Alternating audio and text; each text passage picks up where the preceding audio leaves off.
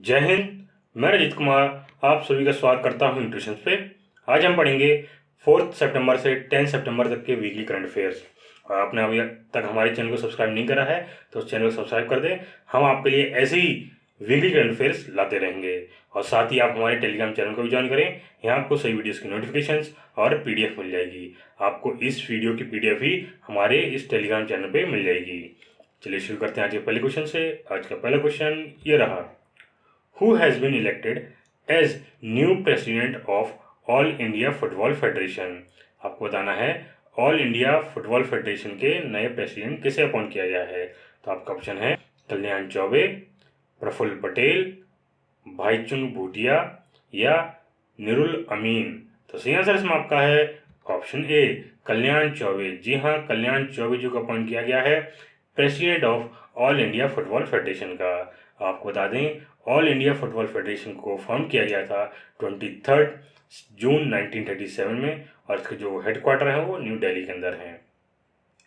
ठीक है, और ये आप देख सकते हैं इनको जो कल्याण चौबे जी हैं ये हमारे गोलकीपर हैं, रह चुके हैं, भूतपूर्व गोलकीपर रह चुके हैं और इन्हीं को बना दिया गया प्रेसिडेंट। और इनको जो वोट हुए थे, इसमें जो वोट हुए थे उन वोट में इन्होंने 34 में से 33 वोट्स इनके पक्ष में आए थे, इसलिए इनको प्रेसिडेंट बना दिया गया है। ठीक है, चलिए आगे बढ़ते हैं। Who has been honoured by naming a street after him in Markham city in Ontario Canada. मतलब ओंटारियो कनाडा में शहर मार्कहम में उनके नाम पर एक सड़क का नामकरण करके किसे सम्मानित किया गया है। तो आपका ऑप्शन है MS धोनी, कपिल देव, AR रहमान या कुमार सानू। तो सही आंसर इसमें आपका है ऑप्शन सी AR रहमान। जी हाँ, AR रहमान जी को सम्मानित किया गया है। जो कनाडा के अंदर एक सिटी है जिसका नाम है ओंटारियो, उसके अंदर एक जगह है जिसका नाम है मार्कहम, उसके अंदर एक रोड है, उस रोड का नाम उनके नाम पे रख दिया गया है। ठीक है, और आपको बता दें कि जो हमारे AR रहमान जी हैं उनको मोजरात ऑफ मद्रास भी कहा जाता है। और ये बता दें यह सबसे one of the most loved musician भी कहा जाता है पूरी दुनिया, मतलब सबसे प्रिय सिंगर भी कहा जाता है पूरी दुनिया के अंदर ही। और आपको बता दें भारत सरकार ने इनको पद्म भूषण दिया था 2010 के अंदर।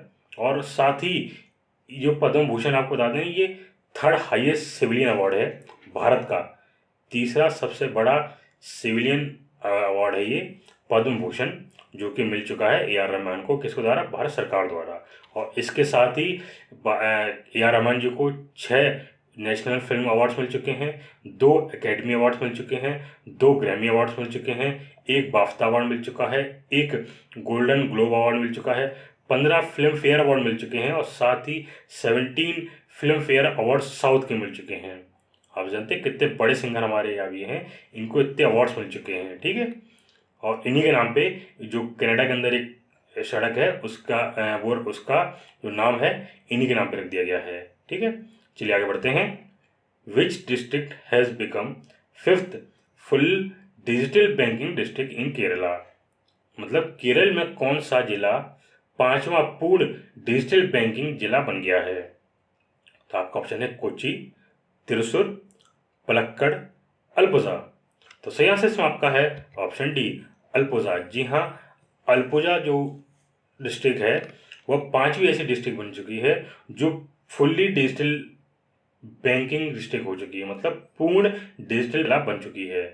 और ये 5वां जिला हो चुका है। इससे पहले 4 जिलों के नाम है त्रिशूर, कोयटम, पलक्कड़, कसारगौड, है ना। ये इससे पहले 4 डिस्ट्रिक्ट हैं जो कि फुल्ली डिजिटल बैंकिंग डिस्ट्रिक्ट बन चुकी हैं। और जो इसकी जो घोषणा मतलब इसकी जो अनाउंसमेंट है वो किस द्वारा की गई थी? ये अनाउंसमेंट की गई थी Kerala and Lakshadweep regional director Thomas Matthew द्वारा।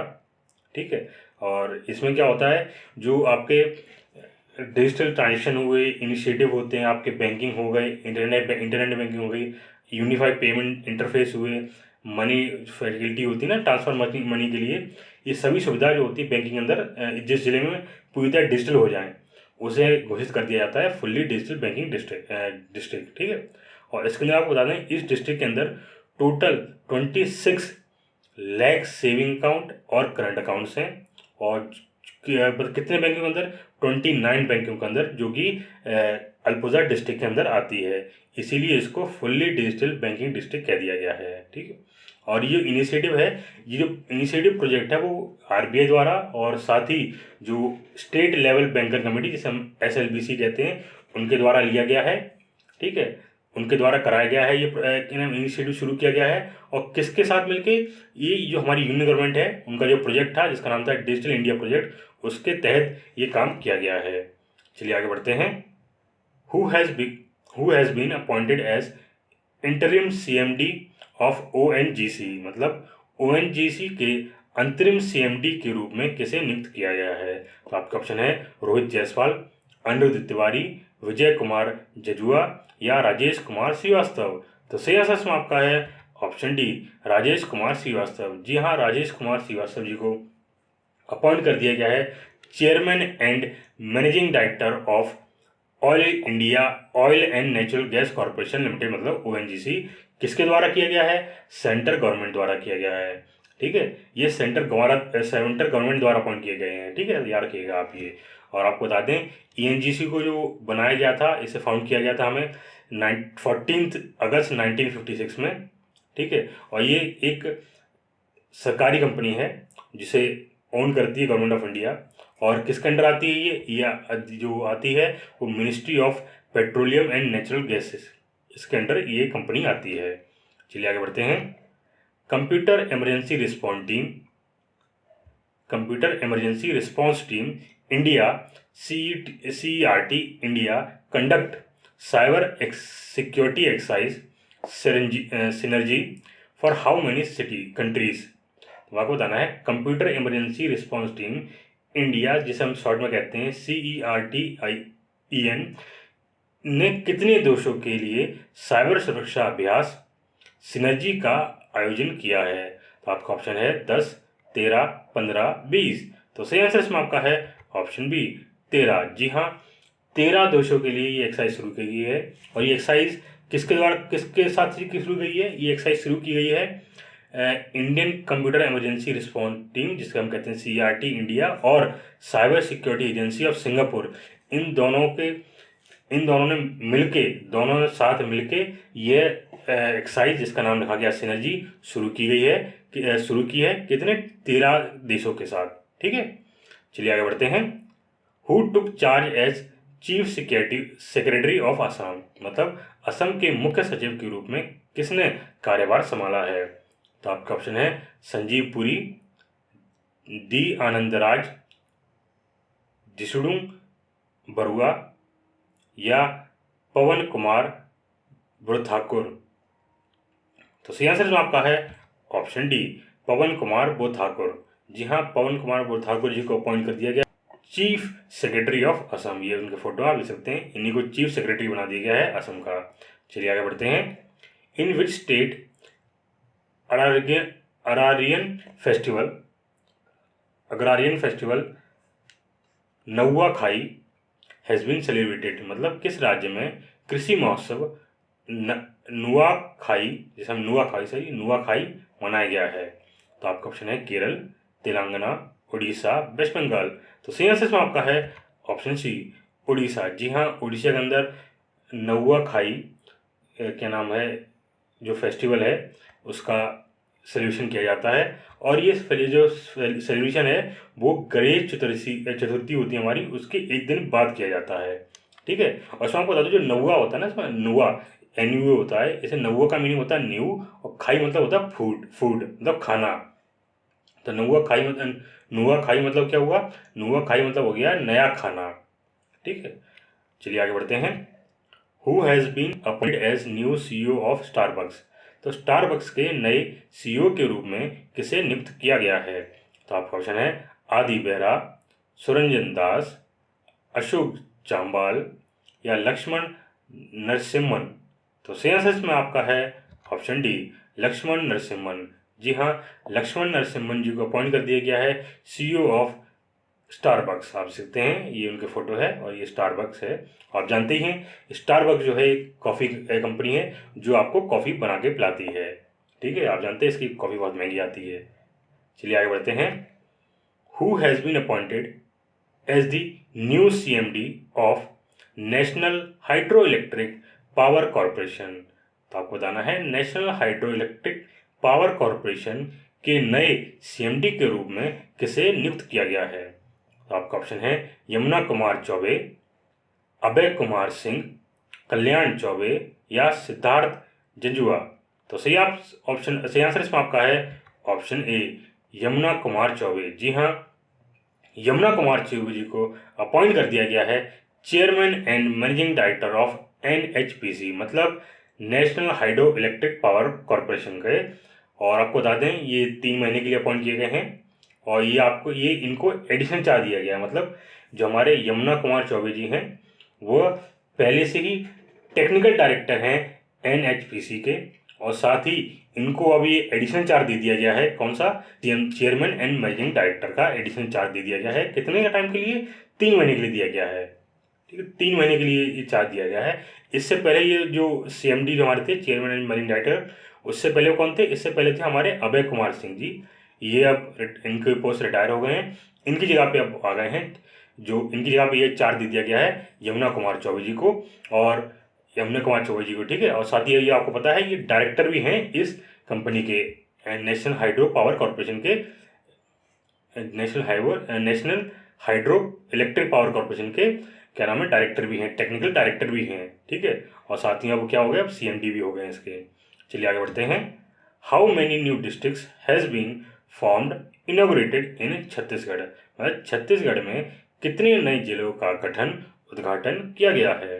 तो आपका ऑप्शन है 2, 5, 3, 6। तो सही आंसर इसमें आपका है ऑप्शन सी, 3। जी हाँ, 3 नए जिलों का गठन किया गया है छत्तीसगढ़ में। और आपको बता दें कि आप देख सकते हैं ये छत्तीसगढ़ के मुख्यमंत्री चीफ मिनिस्टर भूपेश बघेल जी हैं, इनके द्वारा किया गया है। आपको बता दें ये कैपिटल रायपुर है, इनकी जो गवर्नर हैं वो अनुसुईया जी हैं। और आपको बता दें इनकी जो इससे पहले जो छत्तीसगढ़ में कितनी डिस्ट्रिक्ट थी, इससे पहले छत्तीसगढ़ में 28 डिस्ट्रिक्ट थी। ठीक है, अब इसको बढ़ा के कर दी गई 31, 3 बढ़ा दी गई, अब 31 हो गई हैं और ये उनके नाम है सभी के। ठीक है, चलिए आगे बढ़ते हैं। Who has been appointed as CEO of Sansad TV. मतलब सनसद टीवी के CEO के रूप में किसे नियुक्त किया गया है। तो आपका ऑप्शन है उत्पल कुमार सिंह, रवि कपूर, अभिषेक राठौर या रजनीश कुमार। तो सही आंसर इसमें आपका है ऑप्शन ए, उत्पल कुमार सिंह। जी हाँ, उत्पल कुमार सिंह जी को अपॉइंट कर दिया गया है CEO ऑफ सनसद टीवी। ठीक है, आपको बता दें जो हमारे राज्यसभा के जो चेयरमैन हैं और लोकसभा के स्पीकर है ना, जॉइंटली हमारे जो पद है ना इनका, जो CEO है वो किसके द्वारा अपॉइंट किया गया है। उत्पल कुमार सिंह जी को अपॉइंट किया गया है CEO, तो किसके द्वारा किया गया है ये? तो ये अपॉइंट किए गए हैं राज्यसभा के जो हमारे चेयरमैन हैं और लोकसभा के जो स्पीकर हैं, उनके दोनों के डिसीजन पे इनको अपॉइंट किया गया है। इन दोनों जो लोगों ने मिलके ये डिसीजन लिया कि उत्पल कुमार सिंह जी को अपॉइंट कर दिया जाए, क्या नाम है, CEO ऑफ सनसद टीवी। और आपको बता दें करंटली ये लोकसभा के सेक्रेटरी जनरल भी हैं। ठीक है, हमारे जो उत्पल कुमार सिंह जी हैं वो सेक्रेटरी जनरल भी हैं लोकसभा के। अब इनको एडिशनल चार्ज मिल गया है कौन सा, CEO ऑफ सनसद टीवी का। और इससे पहले जो हमारे CEO थे वो कौन थे, रवि कपूर जी थे, जो कि अब रिटायर हो गए हैं। और आपको बता दें CEO की फुल फॉर्म क्या होती है, चीफ एग्जीक्यूटिव ऑफिसर होता है। ठीक है, किसी कंपनी का जो चीफ एग्जीक्यूटिव ऑफिसर होता है उसी को CEO कहते हैं। और आपको बता दें जो हमारी सनसद टीवी है इसे लॉन्च किया गया था सितंबर 2021 में के अंदर। अभी पता आपको नई चैनल है। और ये कब कैसे बना है, जो ये हमारा सनसद टीवी है ये बना है लोकसभा टीवी और जो हमारा राज्यसभा टीवी चैनल थे 2। पहले आपने सुना होगा ये लोकसभा चैनल होता था हमारा, एक राज्यसभा चैनल हुआ करता था। इन दोनों चैनलों को मर्ज कर दिया गया है, मतलब दोनों चैनलों को मिला के एक नया चैनल बना दिया गया है जिसका नाम रख दिया गया है सनसद टीवी। ठीक है, आपको बता दें इसका जो डिसीजन है, मतलब ये बनाने का, सनसद टीवी बनाने का डिसीजन है वो फरवरी 2021 में लिया गया था। और इसे जो लॉन्च किया गया था वो सितंबर 2021 में लॉन्च किया गया था। और इसके जो पहले सीईओ थे, मतलब चीफ एग्जीक्यूटिव ऑफिसर थे, वो राजीव कपूर जी थे। और इन्हें अपॉइंट कब किया गया था? इन्हें अपॉइंट किया गया था मार्च में, और ये एक रिटायर आईएएस ऑफिसर थे। ठीक, चलिए आगे बढ़ते हैं। Which state government has disbursed 869 crore rupees for farmers under the KALIA scheme? मतलब किस राज्य ने कालिया योजना के तहत किसानों के लिए 869 करोड़ का वितरण किया है? तो आपका ऑप्शन है केरल, तेलंगाना, उड़ीसा, वेस्ट बंगाल। तो सही आंसर इसमें आपका है ऑप्शन सी, उड़ीसा। जी हाँ, उड़ीसा सरकार ने डिस्ट्रीब्यूट किए हैं 869 करोड़ रुपीज़ 241.85 स्टेट फार्मर्स के लिए। और आपको बता दें किसके अंडर किया गया है? ये अंडर किया गया है कृषक assistance for livelihood and income augmentation, जिसे हम कहते हैं शॉर्ट में कालिया स्कीम।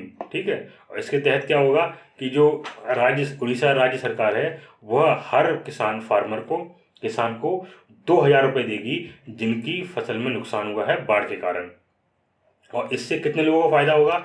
इससे 41 लाख फार्मर, मतलब 41 लाख किसानों को, और साथ ही 85,000 मतलब 85,000 लैंडलेस फार्मर, जिनके पास कोई खेती करने के लिए जमीन नहीं है, उनको भी फायदा होगा। क्योंकि ये 85,000 किसान हैं, ये लोग किसी और की जमीन में खेती करते थे, मतलब क्या करते थे, क्या नाम है, मजदूरी करते थे या काम करते थे, इसलिए इनको भी 2,000 रुपये देगी उड़ीसा सरकार। और ये किस स्कीम के अंडर देगी? ये स्कीम है कालिया स्कीम के अंडर, ये 2,000 रुपये दिए जाएंगे।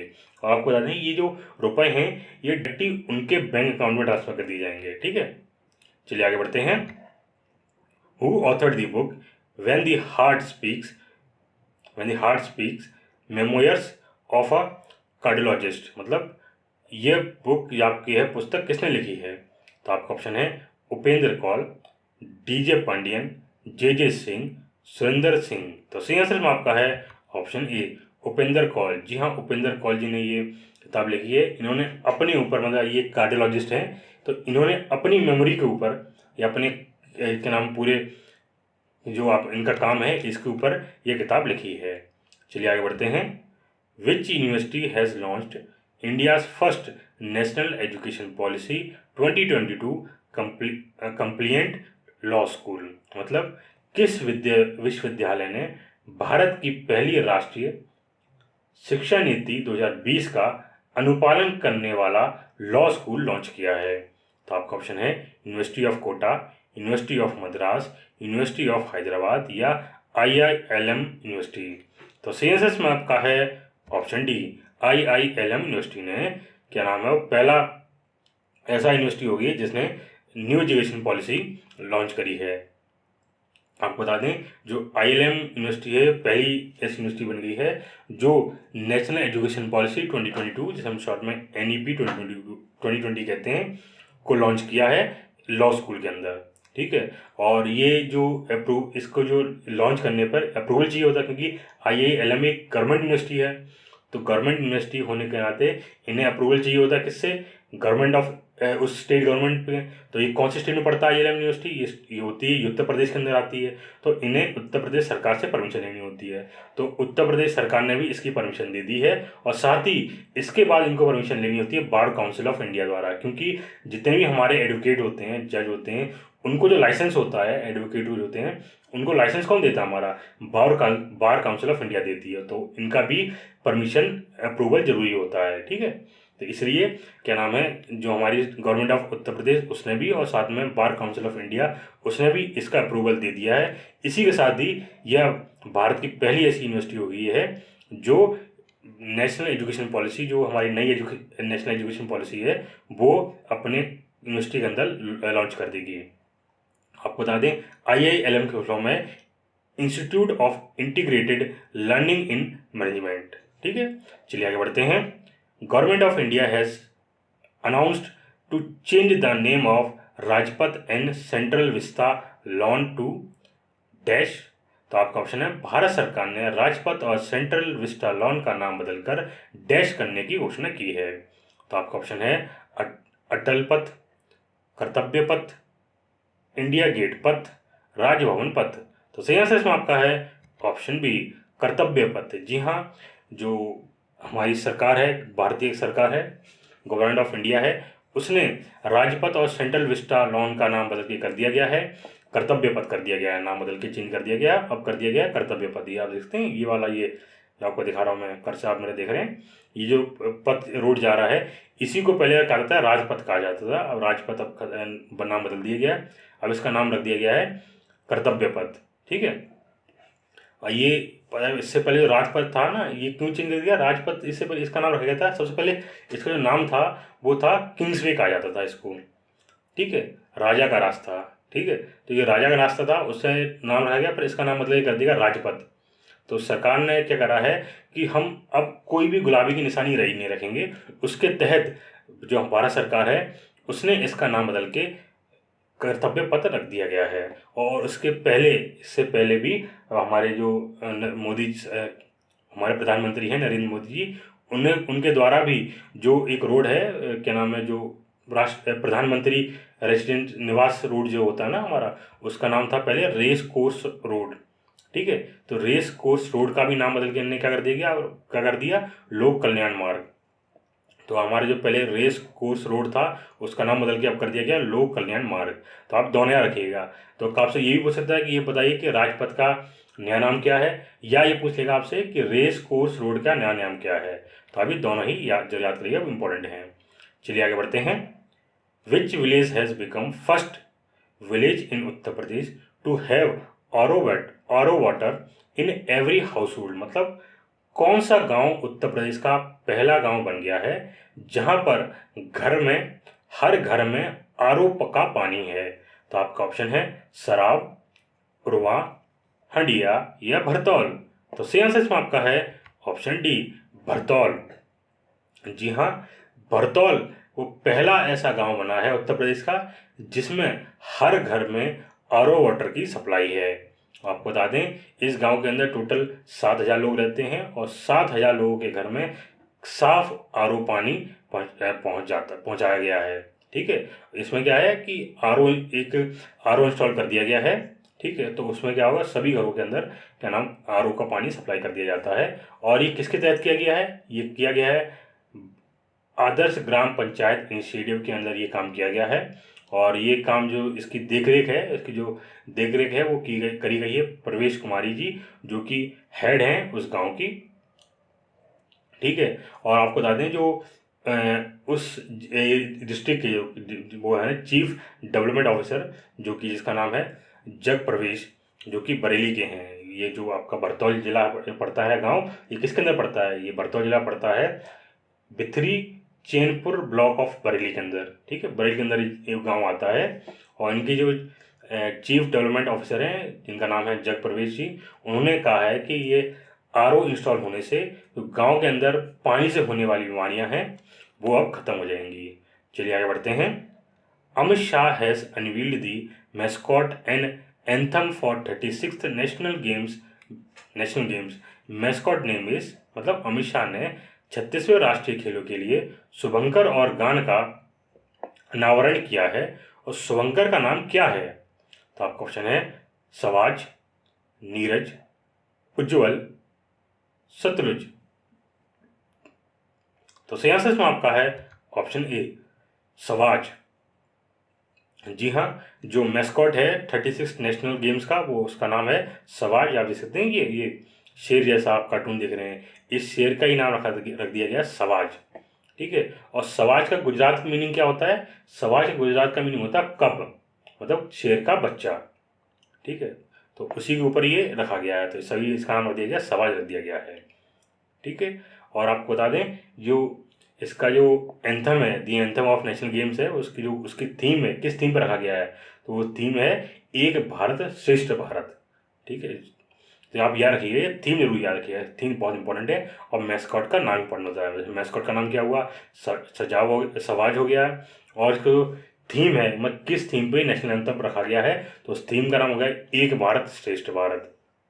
आपको बता दें जो नेशनल गेम्स हैं ये आयोजित किए जाएंगे 29 सितंबर से 12 अक्टूबर तक। और आप बता दें आपको ये जो गेम्स हैं वो गुजरात के 6 शहरों के अंदर आयोजित किए जाएंगे। उन 6 शहरों के नाम हैं अहमदाबाद, गांधीनगर, सूरत, बड़ोदरा, राजकोट, भावनगर। ठीक, इन 6 शहरों में ये गेम्स आयोजित किए जाएंगे। चलिए आगे बढ़ते हैं। Who has been appointed as the new CMD of Shipping Corporation of India. Shipping Corporation of India के नए CMD के रूप में किसे नियुक्त किया गया है? तो आपका ऑप्शन है विनेश कुमार त्यागी, विजय अमृतराज, कौस्तुभ राडकर या जसवंत सिंह। तो सही आंसर इसमें आपका है ऑप्शन ए विनेश कुमार त्यागी। जी हाँ, विनेश कुमार त्यागी जी को अपॉइंट किया गया है chairman and managing director of Shipping Corporation of India limited का। आपको बता दें ये जो अपॉइंटमेंट है वो किसके द्वारा की गई है? ये अपॉइंटमेंट की गई है appointment committee of the cabinet द्वारा की गई, मतलब ACC द्वारा ये अपॉइंटमेंट करी गई है। आपको बता दें इनके जो हेडक्वार्टर हैं, इसके shipping corporation of India limited के हेडक्वार्टर वो मुंबई के अंदर है और इसको फाउंड किया गया था 2 अक्टूबर 1961 मुंबई के अंदर। ठीक है, चलिए आगे बढ़ते हैं। Who has been appointed as chairperson of National Legal Service Authority, मतलब राष्ट्रीय कानूनी सेवा प्राधिकरण NALSA के अध्यक्ष रूप में किसे नियुक्त किया गया है? तो आपका ऑप्शन है UU ललित, सुरेश कार्तिक, LK पठानिया या DY चंद्रचूड़। तो सही आंसर इसमें आपका है ऑप्शन डी DY चंद्रचूड़। जी हाँ, DY चंद्रचूड़ जी को अपॉइंट किया गया है chairperson of National Legal Service Authority, मतलब NALSA का। ठीक है, आपको बता दें NALSA का जो मोटो है वो मोटो क्या है? Access to justice for all, मतलब न्याय सबके लिए। ठीक है, ये मोटो याद रखें, मोटो बहुत इंपॉर्टेंट है। और साथ ही आपको और जानकारी दे दें, आपको बता दें हमारे जो DY चंद्रचूड़ जी हैं ये सुप्रीम कोर्ट के जज रह चुके हैं। ठीक है, और इन्हीं को अपॉइंट कर दिया गया है क्या नाम है chairman of National Legal Service authority. ठीक है, और आपको बता दें ये अपॉइंटमेंट किसके द्वारा की गई है? ये अपॉइंटमेंट की गई है द्रौपदी मुर्मू द्वारा, जो कि हमारे देश के राष्ट्रपति जी हैं। ठीक है, और इससे पहले जो ये पद था, मतलब चेयरमैन थे NALSA के, वो थे UU ललित जी, वो कि अब रिटायर हो गए हैं और उनकी जगह अब आ गए हैं DY चंद्रचूड़ जी। ठीक है, और आपको बता दें जो DY चंद्रचूड़ जी हैं वो एग्जीक्यूटिव चेयरमैन हो गए हैं क्या नाम NALSA के, और साथ ही ये क्या नाम है इन्होंने मतलब चीफ जस्टिस रह चुके हैं इलाहाबाद हाई कोर्ट के। Chief justice of Allahabad high court रह चुके हैं और प्रायर जज रह चुके हैं बॉम्बे हाई कोर्ट के। और साथ ही बता दें आपको NLSA को फाउंड किया गया था 9 नवंबर 1995 में, उसके हेडक्वार्टर दिल्ली के अंदर है। और मोटो में आपको बताया है क्या है? Access to justice for all, मतलब न्याय सबके लिए। ठीक है, चलिए आगे बढ़ते हैं। Government of India has launched the PM Shri scheme for upgrading how many schools, मतलब भारत सरकार ने कितने स्कूलों के लिए उन्नयन के लिए PM श्री योजना शुरू की है? तो आपका ऑप्शन है 11,000 या 12,400, 15,500, 14,500। तो सही आंसर इसमें आपका है ऑप्शन डी 14,500। जी हाँ, जो प्रधानमंत्री नरेंद्र मोदी जी है उनके द्वारा अनाउंस किया गया है, एक इनिशिएटिव शुरू किया गया है जिसके तहत क्या नाम है 14,500 स्कूल्स पूरे भारत के अंदर उनको अपग्रेड किया जाएगा। कौन से किसके तहत? प्रधानमंत्री स्कूल फॉर राइजिंग इंडिया, मतलब PM श्री योजना के तहत। ठीक है, इसमें क्या होगा, इसमें जो एजुकेशन इसके अंदर क्या होगा कि नई एजुकेशन पॉलिसी लागू की जाएगी। स्कूल के अंदर जो अपग्रेड किए जाएंगे उसके अंदर नई एजुकेशन पॉलिसी लाई जाएगी और उसके अंदर स्कूल की जो सिस्टम है उसको अपग्रेड किया जाएगा। आपको बता दें वो स्कूल लिए जाएंगे वो सभी होंगे, मतलब 14,500 स्कूल के अंदर वो सारे स्कूल्स होंगे जो सेंट्रल गवर्नमेंट के अंदर आते हैं, स्टेट गवर्नमेंट के अंदर आते हैं और यूनियन टेरिटरीज के और लोकल बॉडीज़ के अंदर आते हैं, उन सभी के लिए। ठीक है, चलिए आगे बढ़ते हैं। Which state has topped in term of number of cases entered and disposed through E prosecution portal under digital India mission, मतलब डिजिटल इंडिया मिशन के तहत ई अभियोजन पोर्टल के माध्यम से दर्ज और निपटाए गए मामलों की संख्या के मामले में कौन सा राज्य शीर्ष पर है? तो आपका ऑप्शन है बिहार, गुजरात, झारखंड, उत्तर प्रदेश। तो सही आंसर इसमें आपका है ऑप्शन डी उत्तर प्रदेश। जी हाँ, उत्तर प्रदेश ने टॉप किया है डिजिटल इंडिया मिशन के अंदर। ये क्या नाम है number of cases entered and dispose through e commerce portal, मतलब ई कॉमर्स पोर्टल पे जितने जो केस दर्ज हुए और निपटाए गए हैं उस मामले में उत्तर प्रदेश ने टॉप किया है। आपको बता दें कि उत्तर प्रदेश में कितने मामले दर्ज हुए हैं, तो मामले दर्ज हुए हैं पूरे 9.12 मिलियन के साथ ही उत्तर प्रदेश टॉप नंबर पर रहा है। और सेकंड नंबर पर मध्य प्रदेश रहा है जिसमें टोटल 2.31 मिलियन केसेस दर्ज हुए। बिहार थर्ड नंबर पर रहा है जिसने टोटल 8,59,000 केसेस दर्ज किए। वहीं गुजरात हमारा फोर्थ पोजीशन पर रहा है जिसने टोटल 4,87,000 केस दर्ज किए। और फिफ्थ नंबर हमारा छत्तीसगढ़ रहा है जिसने 3,83,000 केसेस को दर्ज किया है। तो आपको बता दें ये जो पोर्टल है ये पोर्टल मैनेज किया जाता है यूनियन गवर्नमेंट द्वारा, मतलब सेंट्रल गवर्नमेंट द्वारा मैनेज किया जाता है। और आप ठीक है, और इस पोर्टल में आपको बता दें जो जैसे आपको मैंने जानकारी जैसे इसमें बताया मैंने कि ये केसेस जो हैं वो दर्ज किए गए हैं, इतने केसेस दर्ज किए गए हैं और जो निपटारे गए हैं डिस्पोज किए गए हैं उसमें भी टॉप में यूपी है जिसने टोटल 4,70,000 केसेस को डिस्पोज किया है। और सेकंड नंबर पे रहा है मध्य प्रदेश जिसने 1,70,000 केसेस को डिस्पोज किया है। और इसमें थर्ड पोजीशन जो रही है वो गुजरात की रही है जिसने 1,25,000 केसेस को डिस्पोज किया है। ठीक है, चलिए आगे बढ़ते हैं। How many Indian cities has become India's first entrant into UNESCO global network of learning cities, मतलब कितने भारतीय शहर UNESCO global network of learning cities में भारत के पहले प्रवेशकर्ता बन गए हैं। तो आपका ऑप्शन है 4, 3, 5, 6। तो सही आंसर इसमें आपका है ऑप्शन बी 3। जी हाँ, 3 ऐसे शहर हैं जो यूनेस्को की global network of learning cities के अंदर आए हैं और पहले भारत के पहले 3 शहर हैं। ठीक है, और ये 3 शहरों में बता दें एक शहर तेलंगाना से है और 2 शहर जो हैं वो केरल से हैं। आपको तो बता दें जो यूनेस्को है उसके फुल फॉर्म आपकी क्या है, united nations educational scientific and cultural organisation. और इसके अंदर एक काम कराया गया है global network of learning cities में क्या नाम है, ये रिकॉग्निशन दी गई है किसको, भारत के 3 शहरों को। कौन कौन से, वारंगल जो कि तेलंगाना के अंदर है, त्रिशूर और नीलाम्बुर जो कि केरल के अंदर है। आपको बता दें इनके साथ ही टोटल 77 सिटीज़ को ये क्या नाम इसमें एंड किया गया है और कितने इस कंट्री में से 44 कंट्रीज में से 77 सिटीज़ को इसमें सेलेक्ट किया गया है। ठीक है, चलिए आगे बढ़ते हैं। Who has been conferred with the title of Honorary General of the Nepali Army by President of Nepal विद्या देवी भंडारी, मतलब नेपाल के राष्ट्रपति विद्या देवी भंडारी द्वारा नेपाली सेना के मानद जनरल की उपाधि से किसे सम्मानित किया गया है।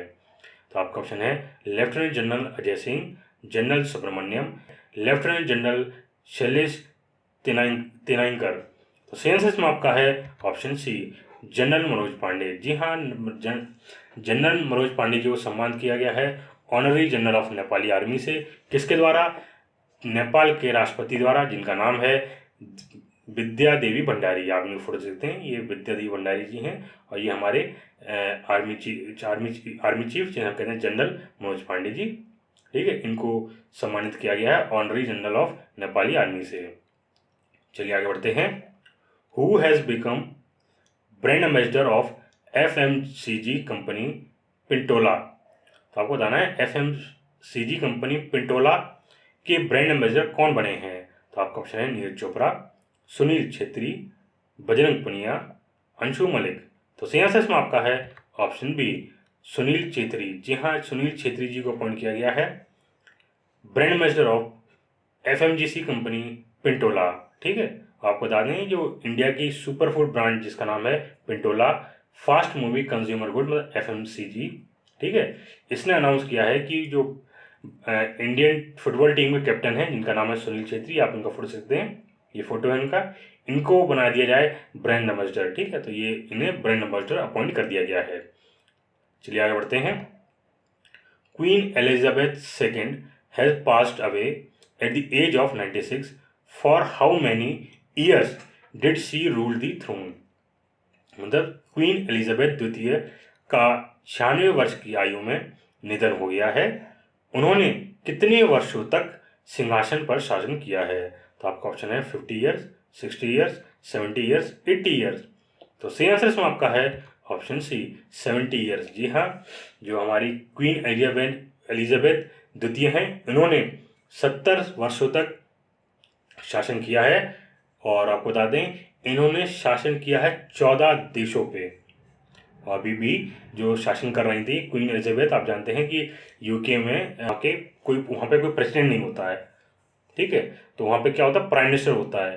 प्राइम मिनिस्टर हमारा फर्स्ट जो राष्ट्र बाद हमारे से हेड ऑफ द स्टेट किसे माना जाता है, जैसे इंडिया में हेड ऑफ द स्टेट माना कहा जाता है हमारे राष्ट्रपति जी को, प्रेसिडेंट जी को हम कहते हैं कि ये हमारे हेड ऑफ द स्टेट हैं। ऐसे ही यूके में हेड ऑफ द स्टेट किसे कहा जाता है, यूके में हेड ऑफ द स्टेट कहा जाता है क्वीन एलिजाबेथ सेकेंड को, ठीक है।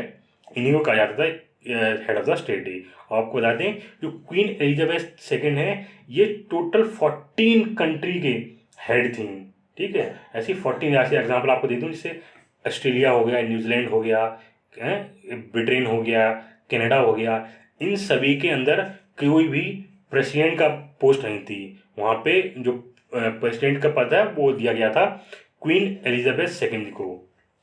तो ये 14 कंट्री की हेड थी, ठीक है। और आज भी 14 कंट्रीज की हेड है ये। अब तो इनकी डेथ हो गई है। अब इनकी जगह पे कौन अपॉइंट कर दिए गए हैं, इनकी जगह पे नए जो राजा बन गए हैं उनका नाम है किंग चार्ल्स थर्ड, ठीक है। ये उनका फोटो है, ठीक है। इनको अपॉइंट कर दिया गया है, क्या नाम है, नए किंग बना दिया गया है। पहले क्वीन, यहाँ पे मोनार्की चलती है ना, जैसे परिवारवाद के कहते हैं कि राजा उनका चलेगा, राजा रानी के तौर पे। तो ये अब पहले क्वीन थी, ये क्वीन से अब राजा हो गया, अपॉइंट कर दिए गए हैं, ठीक है। आपको बता दें कि जब क्वीन की डेथ हुई थी, तो क्वीन की डेथ होती एक प्रोटोकॉल लॉन्च हुआ था। उस प्रोटोकॉल का नाम पता आपको क्या है? उस प्रोटोकॉल का नाम रखा गया था लंदन ब्रिज, ठीक है। लंदन ब्रिज प्रोटोकॉल का नाम रखा गया था। कहीं जगह ऐसा है कि न्यूज़ों में कहीं आपको सुनने मिलेगा होगा कि यूनिकॉर्न था। असल में यूनिकॉर्न नहीं है, यूनिकॉर्न लंदन ब्रिज के अंदर का ही एक पार्ट है, पर मेन जो प्रोटोकॉल है उसका नाम है लंदन ब्रिज।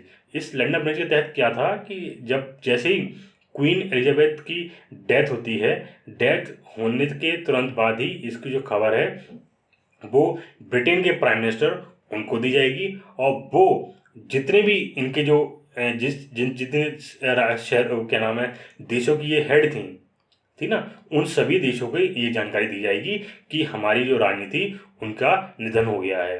तो ये इस जो प्रोटोकॉल का है, इस पूरे प्रोटोकॉल का नाम रखा गया था लंदन ब्रिज प्रोटोकॉल, ठीक है। तो ये याद रखिएगा। चलिए आगे बढ़ते हैं। Who has been appointed as new secretary general of all India football federation, मतलब अखिल भारतीय फुटबॉल महासंघ के नए महासचिव के रूप में किसे नियुक्त किया गया है? तो आपका ऑप्शन है कुशल दास, कल्याण चौबे, साजी प्रभाकरण। ऑप्शन डी आपका है सुनंदो धर। तो सही आंसर आपका है ऑप्शन सी साजी प्रभाकरण। जी हाँ, साजी प्रभाकरण जी को अपॉइंट किया गया है new secretary general of all India football federation का। आप सकते हैं, ये उनकी फोटो है और इनको सेक्रेटरी जनरल अपॉइंट कर दिया गया है ऑल इंडिया फुटबॉल फेडरेशन का। चलिए आगे बढ़ते हैं। Who has been conferred with 31st Vyas Samman, मतलब 31वें व्यास सम्मान से किसे सम्मानित किया गया है? तो आपका ऑप्शन है आबिद मिर्जा, असगर वजाहटी, आदर्श कृष्णन, रामविलास शर्मा। तो सही आंसर इसमें आपका है ऑप्शन बी असगर वजाहटी। जी हाँ, असगर वजाहटी कह सकते हैं आप, वजाहत कहते हैं, ठीक है। असगर वजाहत जो हैं इनको मिला सम्मानित किया गया है 31वें व्यास सम्मान से, ठीक है। और किसके लिए सम्मान किया गया है? ये सम्मान दिया गया है इनके जो प्ले था, ये नाटक था जिसका नाम था महाबली, उसके लिए इनको सम्मानित किया गया है। आपको बता दें, ये जो प्ले था, जो नाटक था, इस नाटक में जो राजा थे, एम्परर थे, जो अकबर, और उनके जो पोएट थे तुलसीदास, उनके बीच में दिखाया गया है कि उनके बीच में बताया कि कौन महाबली है।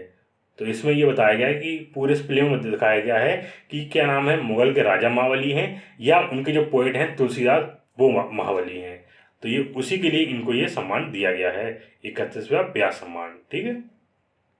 चलिए आगे बढ़ते हैं। Bihar CM Nitish Kumar has inaugurated India's longest rubber dam Gayaji dam on which river, मतलब बिहार के मुख्यमंत्री नीतीश कुमार ने किस नदी पर भारत के सबसे लंबे रबर बांध गयाजी बांध का उद्घाटन किया है? तो आपका ऑप्शन है मिचियो नदी, कोशी नदी, कनकई नदी या फाल्गु नदी।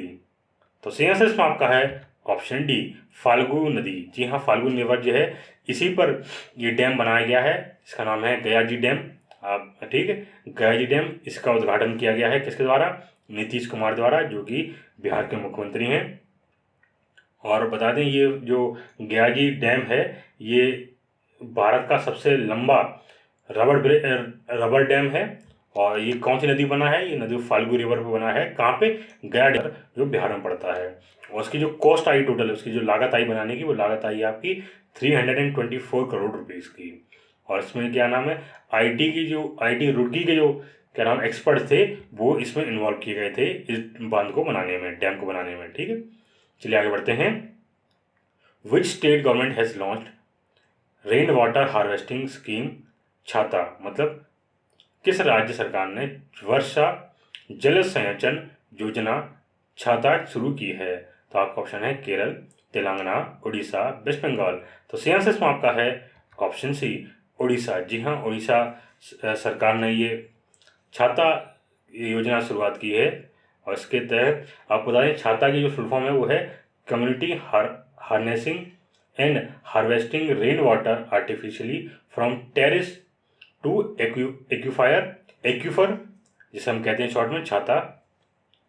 इसके तहत क्या होगा, जो सरकार है वह क्या नाम छत से बारिश से आने वाला जो पानी है उसे हार्वेस्ट करेगी और बाद में इसमें इसका इस्तेमाल करेगी। जब बारिश होगी, छतों से पानी आएगा, उसे इकट्ठा कर लिया जाएगा डैम के अंदर, और वो इकट्ठा करके आप बाद में कहीं भी यूज़ कर ले, जैसे अपने फूलों में पानी, पौधों में पानी देने के लिए, नहाने धोने के लिए, या पीने के लिए भी, तो आप प्यूरीफाई करके पीने के लिए भी यूज़ कर सकते हो, या गाड़ी वाड़ी धोने के लिए यूज़ कर सकते हो। और आपको बता दें कि क्या नाम है, ये जो योजना है वो 5 साल की शुरू की गई है। ठीक है, तो ये 5 साल तक ये चलाई जाएगी। चलिए आगे बढ़ते हैं। What rank did India get in UNDP's human development index? मतलब यूएनडीपी के मानव विकास सूचकांक में भारत को कौन सा स्थान प्राप्त हुआ है? आपका ऑप्शन है 115th, 127th, 132nd, 148। तो सही आंसर इसमें आपका है ऑप्शन सी, 132 जो रैंक है वो भारत को मिली है United nation human development index के अंदर। ठीक है, आपको बता दें इसमें टॉप करने वाली कंट्री स्विट्जरलैंड है, जिन्हें टोटल वैल्यू जो मिली है, पॉइंट जिसे कहते हैं, वो मिले हैं 0.962। और सेकंड नंबर नॉर्वे, जिन्हें पॉइंट मिले हैं 0.961। थर्ड नंबर पर आइसलैंड, जिसे मिला टोटल 0.959। और 18th पोजीशन यूनाइटेड किंगडम की रही है, जिन्हें 0.929 मिला है। 21st रैंक यूएसए की रही है, 0.921 रहा है इसे। और 79th पोजीशन चाइना की रही है, जिसे 0.763।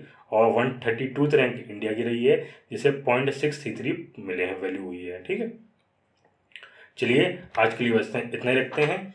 अगर आपको वीडियो अच्छी लगी हो तो वीडियो को लाइक करें और चैनल को सब्सक्राइब करें। जय हिंद।